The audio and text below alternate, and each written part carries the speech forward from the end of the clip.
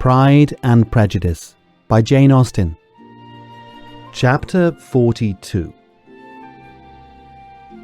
Had Elizabeth's opinion been all drawn from her own family, she could not have formed a very pleasing opinion of conjugal felicity or domestic comfort.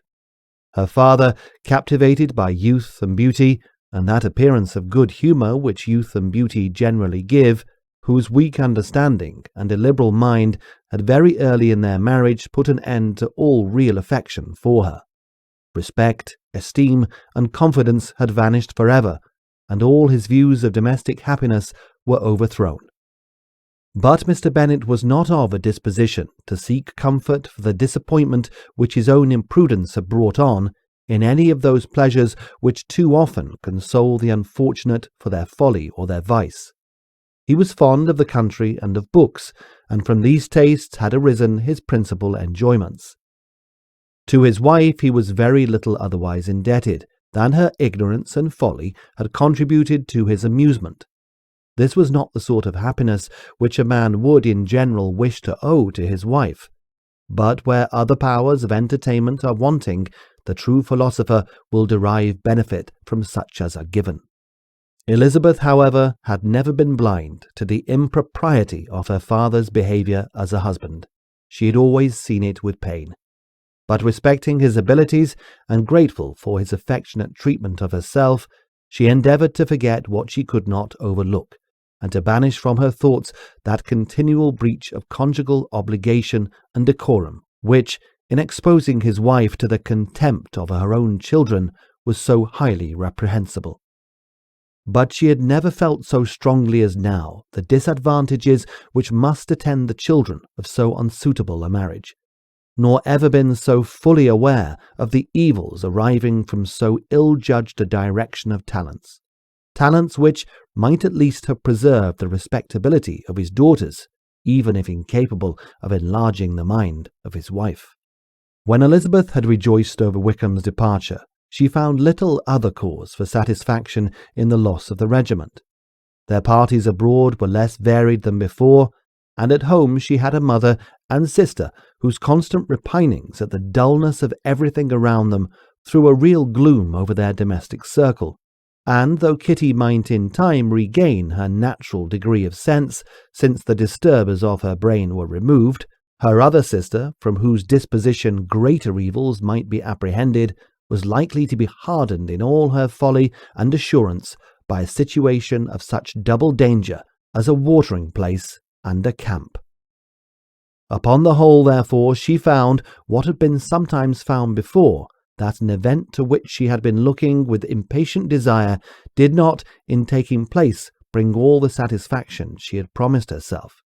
It was consequently necessary to name some other period for the commencement of the actual felicity, to have some other point on which her wishes and hopes might be fixed, and by again enjoying the pleasure of anticipation, console herself for the present and prepare for another disappointment.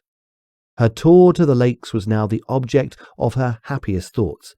It was her best consolation for all the uncomfortable hours which the discontentedness of her mother and Kitty made inevitable, and could she have included Jane in the scheme, every part of it would have been perfect.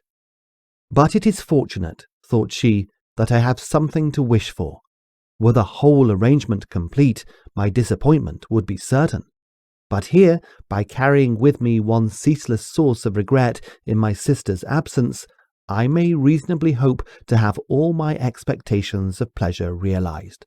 A scheme of which every part promises delight can never be successful, and general disappointment is only warded off by the defence of some little peculiar vexation. When Lydia went away, she promised to write very often and very minutely to her mother and Kitty, but her letters were always long expected and always very short. Those to her mother contained little else than they were just returned from the library, where such and such officers had attended them, and where she had seen such beautiful ornaments as made her quite wild, that she had a new gown or a new parasol, which she would have described more fully, but was obliged to leave off in a violent hurry, as Mrs. Forster called her, and they were going off to the camp. And from her correspondence with her sister there was still less to be learnt, for her letters to Kitty, though rather longer, were much too full of lines under the words to be made public. After the first fortnight or 3 weeks of her absence, health, good humour, and cheerfulness began to reappear at Longbourn. Everything wore a happier aspect. The families who had been in town for the winter came back again, and summer finery and summer engagements arose.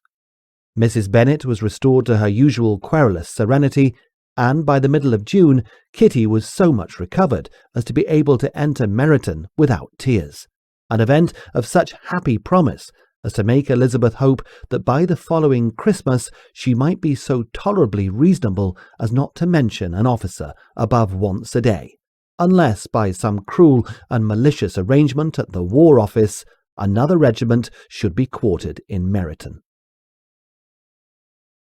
The time fixed for the beginning of their northern tour was now fast approaching, and a fortnight only was wanting of it when a letter arrived from Mrs. Gardiner, which at once delayed its commencement and curtailed its extent.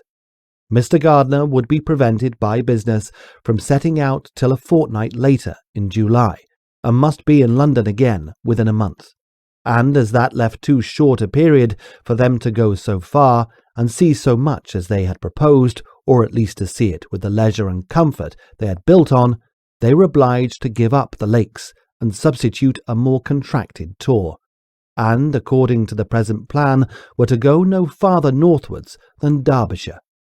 In that county there was enough to be seen to occupy the chief of their 3 weeks, and as to Mrs. Gardiner, it had a peculiarly strong attraction. The town where she had formerly passed some years of her life, and where they were now to spend a few days, was probably as great an object of her curiosity as all the celebrated beauties of Matlock, Chatsworth, Dovedale, or the Peak.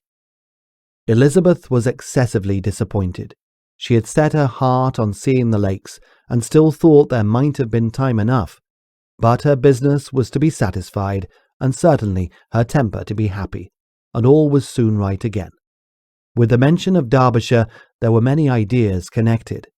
It was impossible for her to see the word without thinking of Pemberley and its owner. "But surely," said she, "I may enter his county with impunity, and rob it of a few petrified spars without his perceiving me." The period of expectation was now doubled. 4 weeks were to pass away before her uncle and aunt's arrival, but they did pass away, and Mr. and Mrs. Gardiner, with their 4 children, did at length appear at Longbourn.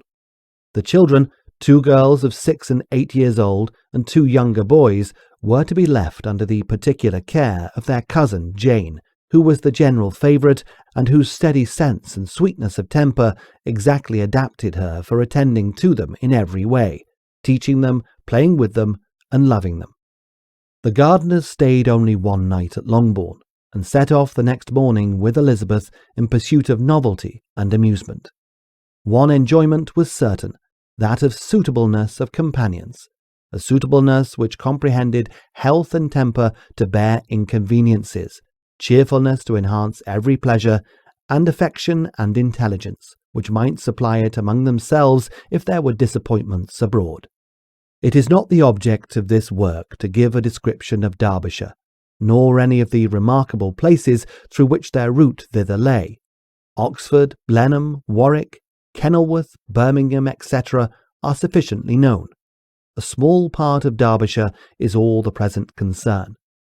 To the little town of Lambton, the scene of Mrs. Gardiner's former residence, and where she had lately learnt some acquaintances still remained, they bent their steps, after having seen all the principal wonders of the country, and within 5 miles of Lambton, Elizabeth found from her aunt that Pemberley was situated. It was not in their direct road, nor more than a mile or 2 out of it. In talking over their route the evening before, Mrs. Gardiner expressed an inclination to see the place again. Mr. Gardiner declared his willingness, and Elizabeth was applied to for her approbation. "My love, should you not like to see a place of which you have heard so much?" said her aunt. A place, too, with which so many of your acquaintances are connected. Wickham passed all his youth there, you know." Elizabeth was distressed. She felt that she had no business at Pemberley, and was obliged to assume a disinclination for seeing it. She must own that she was tired of seeing great houses. After going over so many, she really had no pleasure in fine carpets or satin curtains. Mrs. Gardiner abused her stupidity. "If it were merely a fine house, richly furnished," said she, "I should not care about it myself. But the grounds are delightful. They have some of the finest woods in the country." Elizabeth said no more, but her mind could not acquiesce. The possibility of meeting Mr. Darcy while viewing the place instantly occurred. It would be dreadful. She blushed at the very idea, and thought it would be better to speak openly to her aunt than run such a risk. But against this there were objections, and she finally resolved that it could be the last resource if her private inquiries to the absence of the family were unfavourably answered. Accordingly, when she retired at night, she asked the chambermaid whether Pemberley were not a very fine place, what was the name of its proprietor, and, with no alarm, whether the family were down for the summer. A most welcome negative followed the last question, and her alarms now being removed, she was at leisure to feel a great deal of curiosity to see the house herself, and when the subject was revived the next morning, and she was again applied to, could readily answer, and with a proper air of indifference, that she had not really any dislike to the scheme. To Pemberley, therefore, they were to go.